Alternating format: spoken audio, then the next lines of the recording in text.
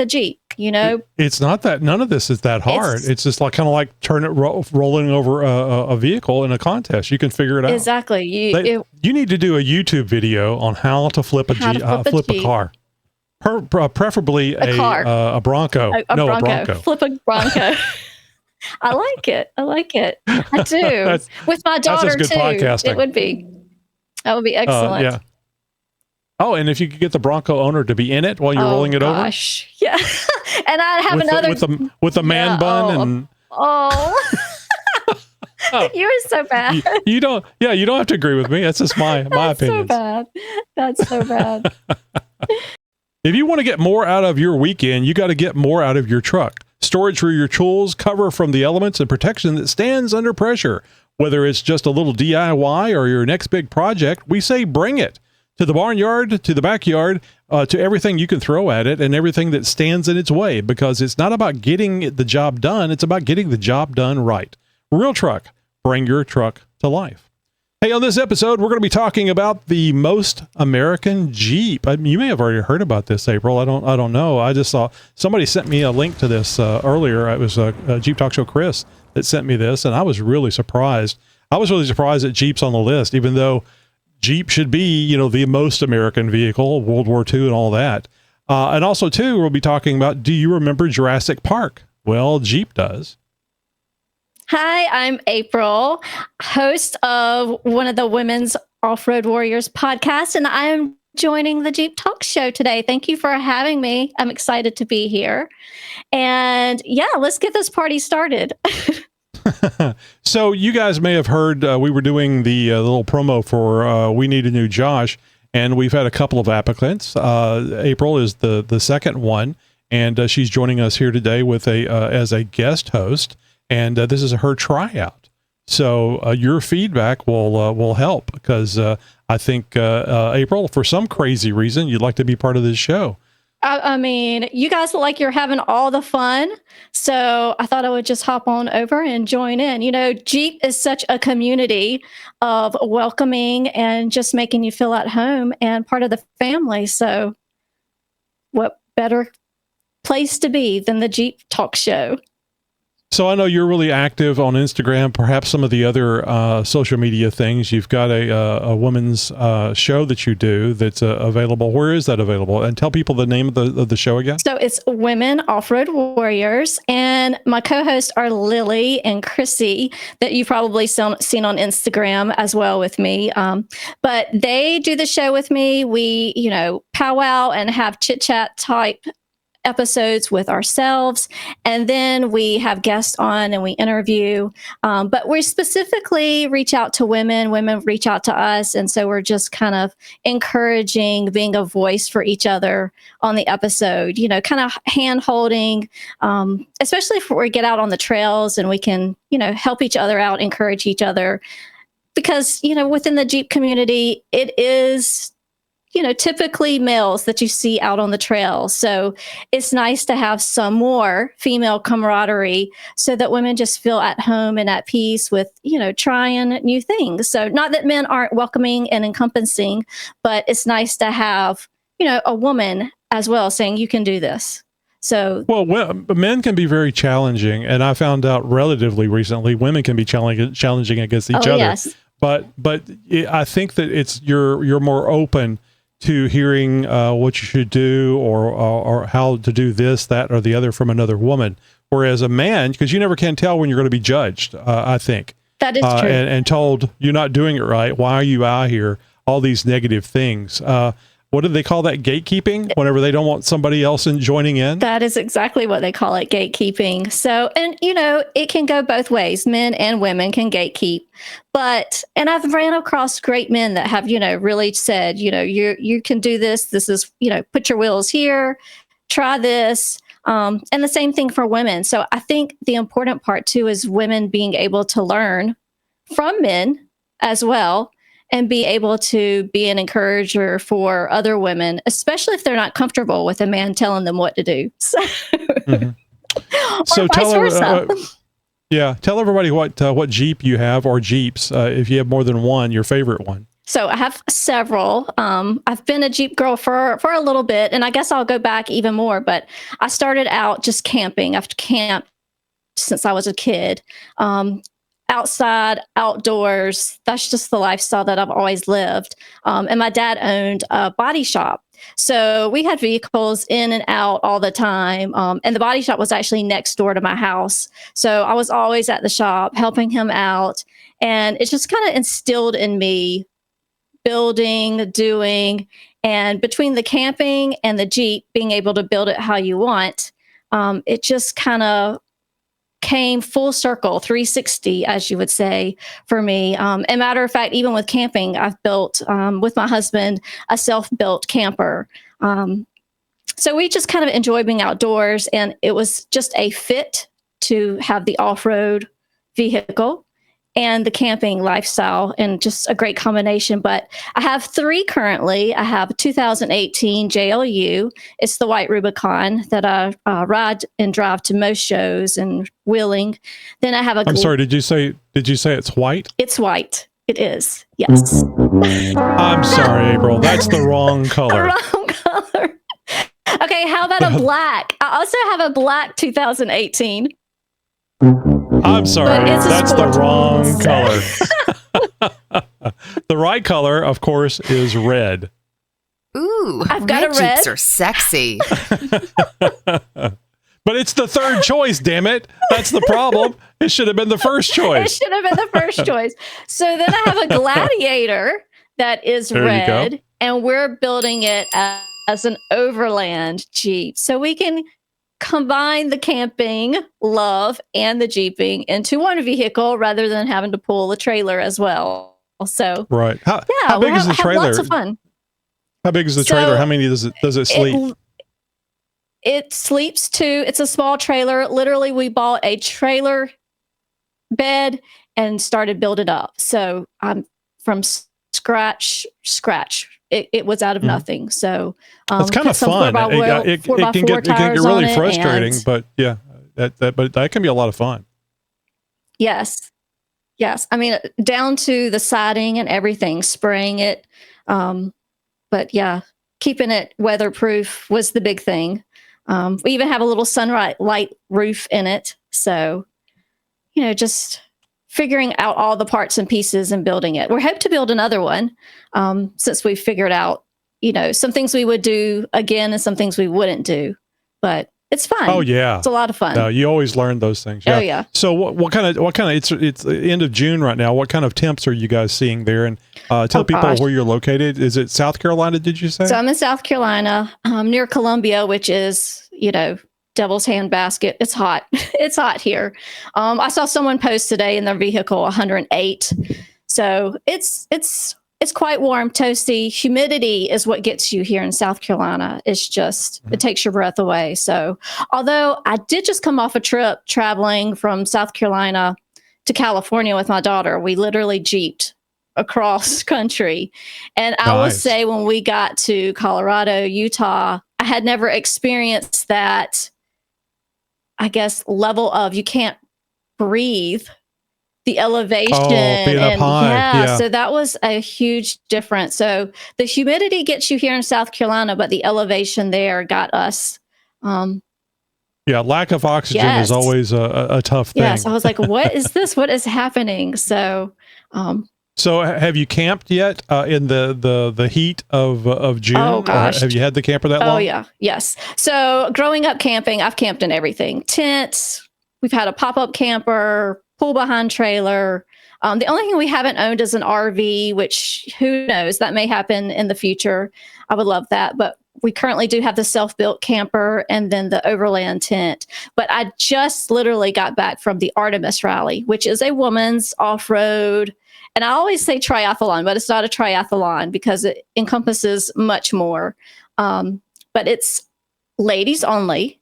And every night you have to camp somewhere different. And so coming off that trip in the heat and in the rain, because it's like a monsoon here, you never know. Right. It was hot for sure. So camped in the overland tent, no AC. But so the Artemis Rally, if you don't know, which is a really cool event, 3 nights of camping. It was over 5 days, and the ladies have to do all sorts of things. Not only do they off-road, they have to shoot weaponry, AR rifles. Well, there's always that cheating husband. You need to know how to handle a firearm. I gotcha. Yes. Skeet shooting, 9 millimeters, canoeing. They have to carry a canoe on their Jeep the entire time and be able to maneuver the Jeep on and off, maneuver the canoe on and off the Jeep whenever there's a challenge for it. So they would have canoe races. They had to flip a car. We actually flipped a car. So you got to hook up your winch, which is a great skill for women to be able to know how to do. So, and the cool thing about this event is you don't know what challenges you're going to have going in. It's all a surprise. So each day you're giving a list of coordinates, and then you're given a challenge, and then you have to either win or lose it. So deal with it, to deal with the situation, figure it out. So, yep. And the first year that they ever did it, my daughter and I actually competed, and she was all of 17. And we got to the field. I had no idea what to expect because the Artemis Rally had never happened. And it was all brand new. And in the field, they said, okay, so you're going to change a tire. You're going to use a pool pal.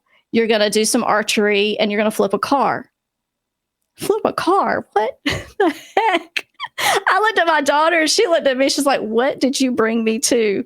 So here we are sitting with. Oh, it's exciting, though. Exciting. I mean, yeah. But it was pretty scary, I'll have to say. So sure. Well, that's roller coasters. Roller coasters are scary. People love them. Yes, it was. We did it. I don't even know how we did it, but when we looked at each other, we're just like, there is no way we're doing this. But we got that winch hooked up, and she really took charge of it. I mean, 17.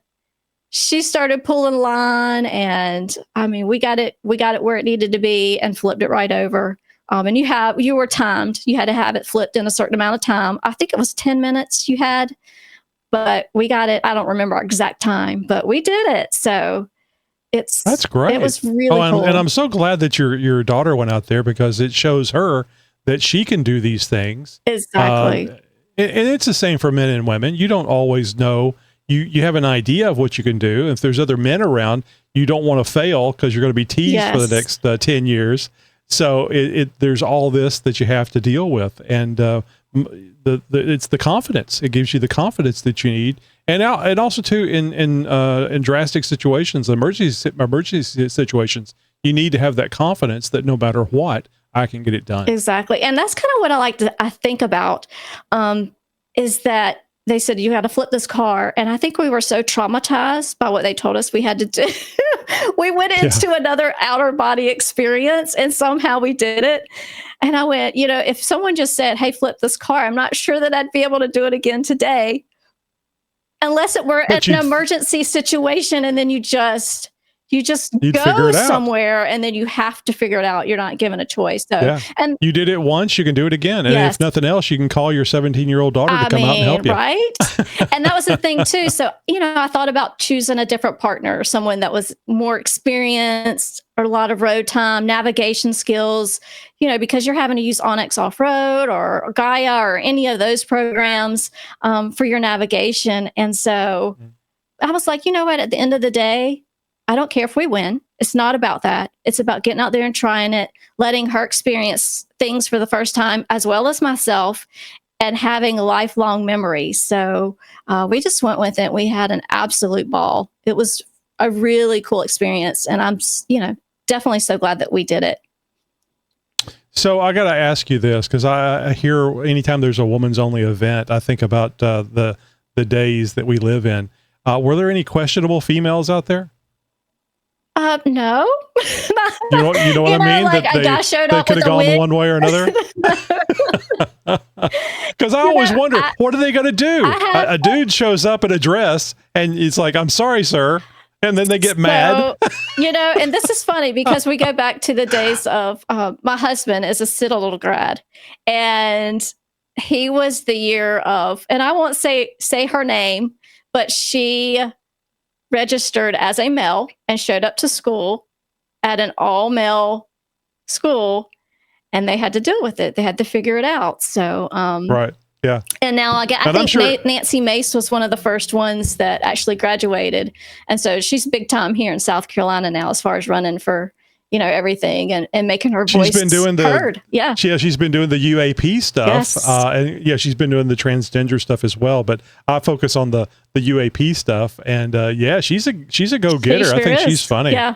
She was in the same class as my husband, but yeah, so it's, I mean, the name, I wonder about the name, if that's a married name or one she picked out, because Mace sounds kind of threatening. so yeah, you know what? She could have fudged that on her Citadel application as well, but in school, I mean, that was her name. So yeah, that's it. But That's cool. Yeah. That's an interesting story. I didn't know that about Miss Mace. Yeah. So if you guys don't know, Nancy Mace is in, is she Congress? Is she a congresswoman? I believe so. Yeah. Yeah. So, and I've seen her in the bipartisan effort to get the UFO UAP stuff out, which I think is absolutely wonderful. The AOC was up there in that hearing. Nancy Mace was in that hearing. Luna was in that meeting. It was both sides, and I love that. Anytime Democrats and Republicans can get together, it's some big deal. Yes, it is. Yes, it is. So there's either some drinking going on or it's a big deal.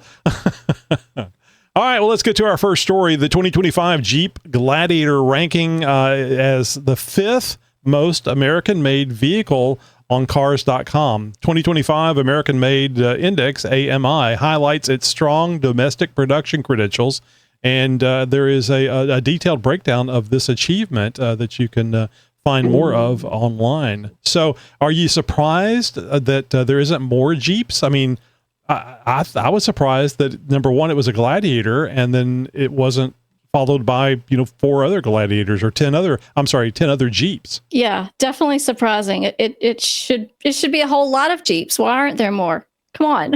Well, and I think it has to do with Stellantis being a European company, and I think that's actually one of the things that's hurt Jeep, because I don't think they understand Jeepers. No. They're trying to build luxury vehicles, and we don't like no luxury vehicle. We may park them for people, but we don't drive them. I don't know. I do kind of like my heated seats in one of them. Yeah. So, you do get spoiled by a little bit of the luxury. But it's funny. We have a team member that recently traded in his JKU for a Gladiator, 2020 Gladiator, and he poo-poos all that stuff. He's up in Michigan, and a place where you do need heated things. And he said that he normally would say, you don't need any of that shit. And but he says, man, I love my heated steering wheel. Once you have it, it's hard to go back. So that's right. I've had to strip down Jeep, and I've had a Jeep that's all maxed out. So, best of both worlds, depending on what you're doing. But, their luxury's nice too. Yeah, if it's a daily driver, it's really nice. So the Gladiator secured the 5th spot on the 2025 AMI behind 4 Tesla models, Model 3, Model Y, and Model S, also Model X. It's the only pickup from a domestic automaker in the top 10 and the second highest ranked pickup overall, trailing the Honda Ridgeline, boo, which is 7th.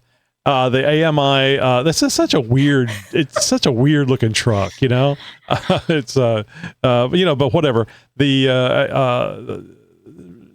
The AMI evaluated around 400 vehicles for the 2025 model year, narrowing it down to 99 based on specific criteria.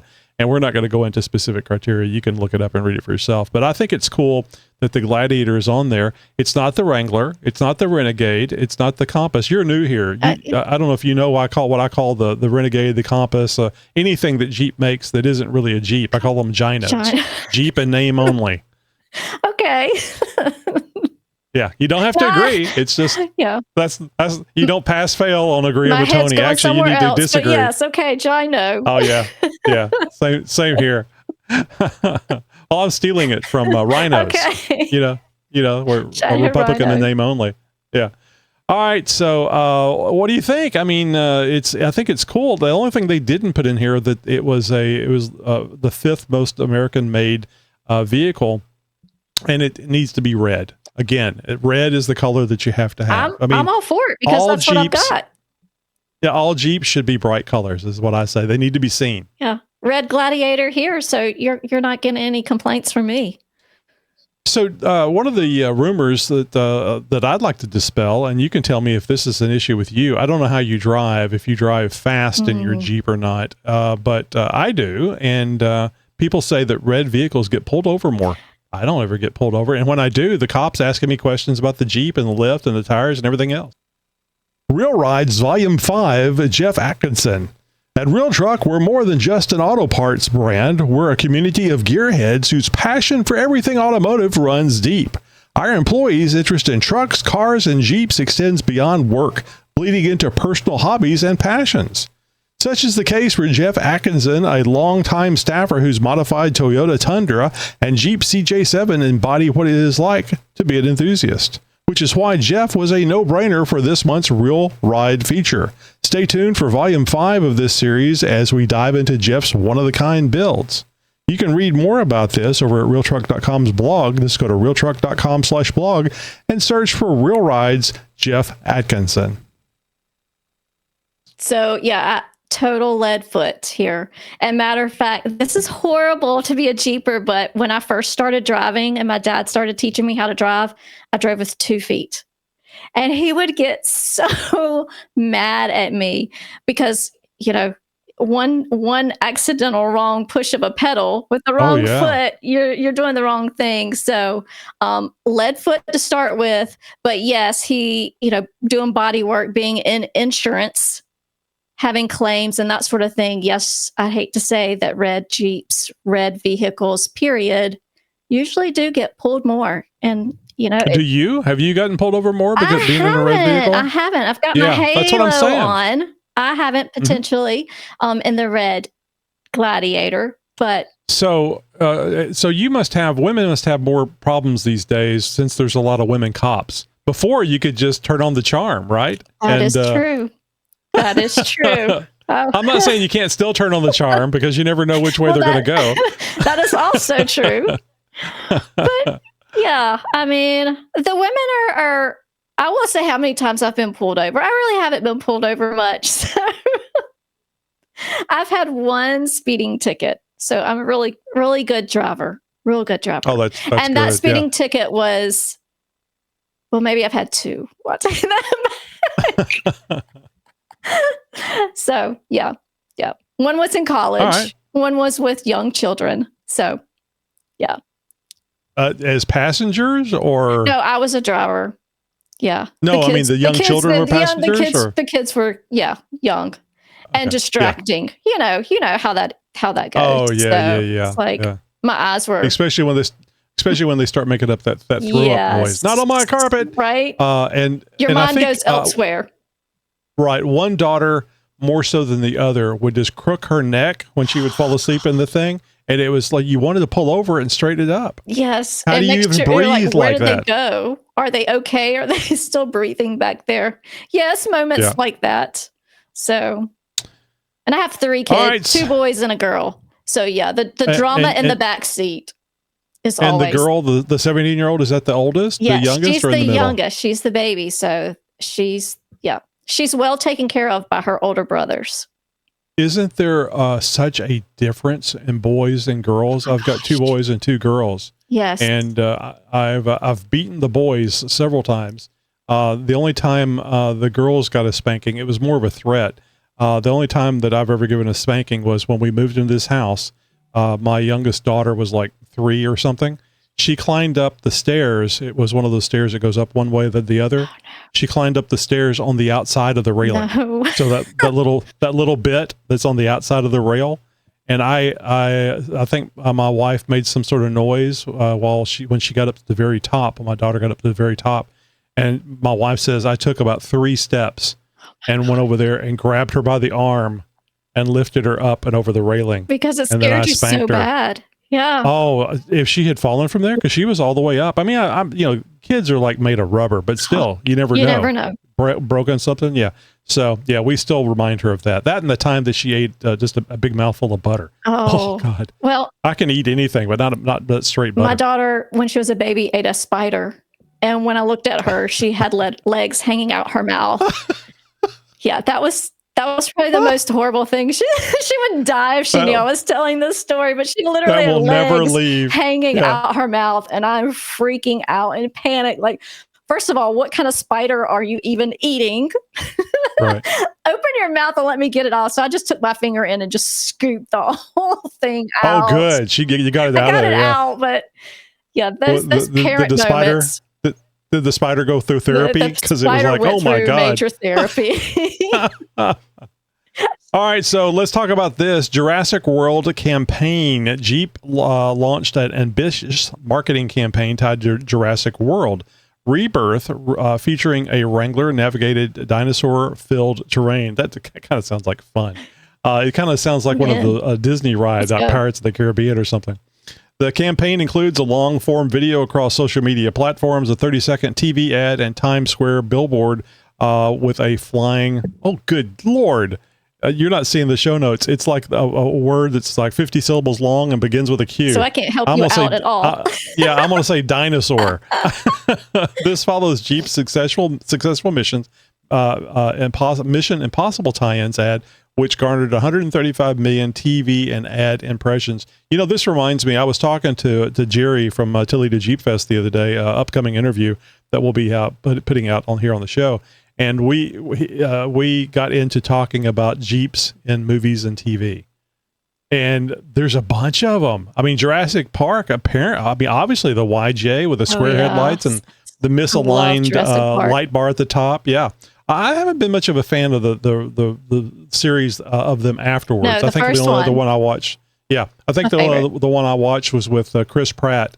The first one Chris Pratt was in. Yes. Big fan of Chris Pratt. I'd like to know he has a Jeep, and if he got a Jeep, that I'd like to get him on the show. Oh, that would be really cool. That's something to find out for sure. Yeah. Well, is it Jeremy Renner that got run over by the 14,000-pound snowcat? Oh, snap. The guy from MCU. I did hear about that. He's recovered and stuff. Yes. But he has a Jeep. If you look at his Instagram, he has a Jeep. It's like a TJ, an older 2003 TJ. And he never did respond back. But I told him, man, if you're going to run over yourself, run over yourself with the Jeep. With the Jeep. Yeah. You do it right. Do it right the first time.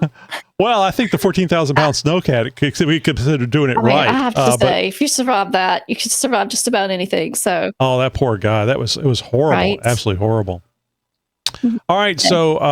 So, and I don't have any problem with Jeep. I mean, this is kind of the Jeep of the past where they were doing things like Tomb Raider. Yes. I don't know if you remember, they had a Tomb Raider edition.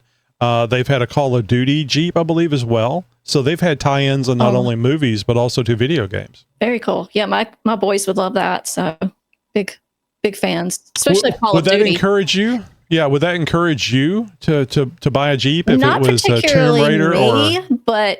And I don't know if it really would my boys either. They love the game. You know, they play Call of Duty all the time. They used to. But I can't imagine they would say, oh, well, let's go buy a Jeep because... But, you know, I guess there's that person. There's that person. Yeah. Well, there's got to be more than one. I would hope that they would be interested in the 392, though. Oh, well, who's not? There you go. Is that anything you would consider buying if you had a spare $105,000? Yes, I would absolutely consider buying it. And matter of fact, my best girlfriend, I'm doing a girls' weekend with her this weekend, but she has a 392, and I just drool every time I go over there. So it's jam up. It's pretty. Shout out to Kari. She'll love that. But she's got a gorgeous 392. I also have another friend who has a 392, and he totaled his. We won't talk about that. And I just went to Moab with him, but is he okay? Yeah, he's fine. He's fine. But yeah, so I drool over the 392s. Okay, here you go. See if you can hear this. One of our team members sent me that. And that is so much better. That's so much better than the Jeep 4xe. No, you didn't. That's great. I know someone else who has that. Yep. Well, tell them to listen to this episode and say, hey, is this what your 4xe actually sounds like? I love it. That's great. So I recently did a show where I don't think the 392 is in its final configuration. I think that since the administration that was voted in and the EV mandate in California has been nixed, I think that the Jeep selling $100,000 vehicles, they're not going to stop making Jeeps with 392s. Stupid. Would be the only reason I could think of. If you can make the money and people are going to pay it, then you keep making it. So my theory is that they just called it, this is the final edition, 392 Jeep Wrangler final edition. So in sales, they're going to have to name it something else. Yeah. So the next one will be the final edition. There's no final edition. No, they pay people lots of money over there. They're going to come up with something better than that. Like, there's no way. There's no way. Oh, I know. I don't know if you watch Star Trek at all, but you know how they did the whole timeline jump because the time travel and it made a parallel universe. So I can see Jeep coming up with something like that. I can too, actually. The Kelvin universe. It's gonna happen. You know, it's gonna happen. It'll be fun. It'll be fun to see. And the thing I'd really like, I mean, basically they've got at least 3.5 years. And it's not something that they have to design for because they already have the design. Right. So that basically they have 3.5 years to sell 392 Jeeps. I want to see them put a 392 in a Gladiator. I would like that. Red. So, yeah. Well, that would be nice if the engine was red. But it would be really cool, especially if you've got a max tow package. Oh, yes. And then you also had the horsepower to go with it. I don't know if that would change. I don't know if that would change the maximum tow. Yeah. I would definitely want the max tow with it. That would be a sweet combo. Yeah. It does very good off-road too with that intermittent. I forget what it's called, but it's not intermittent, but the locker and the rear end that's self-locking that not part-time. I can't remember what it's called. Anyway, I'll think about it later. It really makes a difference. I'm gonna be doing stuff to the Gladiator, putting lockers and stuff in it, just whenever when the lottery comes in. I know. I'm playing that lottery with you as well. So yeah. Everybody gets a Jeep. Everybody gets a Jeep. And then I put a little asterisk on there. Jeep's not included. So like Oprah, everybody gets a Jeep. Yeah. Everybody gets a new car. All right. So, April, what do you think? You've been here. Have you been having fun? Oh my gosh, yes. I'll tell you a little something. My wife has a friend across the street. She'll come over here. I don't talk to the lady a lot. I mean, hello, how you doing type thing. And when she found out I had a podcast, she listened to one of the podcasts, told my wife, Tony's friendly. He's friendly. He talks. That was the big deal. Was like, that's not Tony because he's friendly. So, I mean, I can be a man, but also too, whenever I'm talking about Jeeps, well, that's kind of the deal is whenever you're talking to a person about Jeeps and they're a Jeep person, there's a built-in thing to talk about. There sure is. So you have something in common and you just go with it. So, yeah, that makes sense. Oh, and we didn't talk much about your husband. Your husband, obviously, into Jeeps. Are all three of those Jeeps yours? So he's into Jeeps, but not quite as much as me. He supports my habit, I will say. Is he the mechanic? He does help mechanically. We do all of our own stuff on our Jeeps. Any modifications we do. The number of times I've taken my Jeep to a shop, I could count on my hand. It's a crapshoot. Yeah. Well, I always say nobody is ever going to care about your Jeep as much as you. Exactly. And we've built a couple of houses. Same thing with building houses. You put the time and effort into it. It's yours. You're going to do it better than someone else. And even if you don't know how to do it, I mean, we're on Google looking, trying to figure it out. YouTube. Build me a house, YouTube. And yes, all of it. So, I mean, I've busted out walls. I've put insulation up in the attic, you name it, hardwood floors, painting, the whole 9 yards. Same thing with a Jeep, It's not that, none of this is that hard. It's just like kind of like rolling over a vehicle in a contest. You can figure it out. Exactly. You need to do a YouTube video on how to flip a car. Preferably a Bronco. A Bronco. Flip a Bronco. I like it. I do. With my daughter that's good too. Podcasting. That would be excellent. Yeah. Oh, and if you could get the Bronco owner to be in it while you're rolling it over. Oh gosh, yeah. And I have another with a man bun and. You are so bad. You don't have to agree with me. That's just my opinion. That's so bad. Yeah, I laugh because I have a friend that just got a Bronco, and yeah. And there's nothing wrong with Broncos. You can have a Bronco if you want to, especially if it's late 60s or early 70s Bronco. Even the OJ Bronco, those were good too. Yeah, it's funny, the Jeep recently come out with a new color. It's orange, but they call it Juice. Oh, I saw that. And I think it is they're mentioning OJ. Because OJ was, known as the Juice. Oh, yes, OJ. So, yeah, I just never associated orange with OJ. I didn't really either until now. Thank you. I'm not going to be able to unsee it. That's right. All right. Well, and the knives are it's like Easter eggs in the Juice. Oh gosh, vehicle. Yes. That's awful. So I'm sorry. I thought I'd take a stab at it. Oh! All right. So is there? Yeah, it gets worse. It gets worse. Anyway, I think I interrupted you, as I often interrupt all the hosts and guests on here. So is this something that was fun for you to do? How does this compare? Fun. How does this compare to the podcast that you do? Are the women boring to talk to? Oh gosh, no. We have to, before our podcast, we usually have to have a little meet and greet and get it all out. A warm up before we can go into the podcast. Because not that we're not filtered on the podcast, but we might be really unfiltered on the podcast. Oh, that's a good podcast. Yeah, it's, we just have fun talking and chatting. That's what it's all about, learning along the way, teaching each other, and just, building that community, those relationships.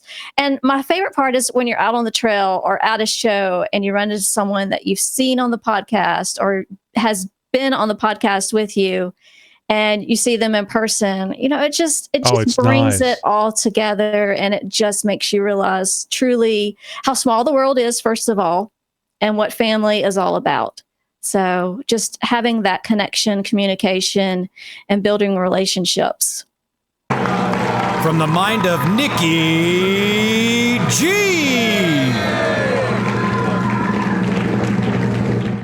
Hey, this is Nikki G, and with the help of my dim-witted cousin, Ricky D, I'd like to present you with a knock-knock joke. Knock, knock. Who's there?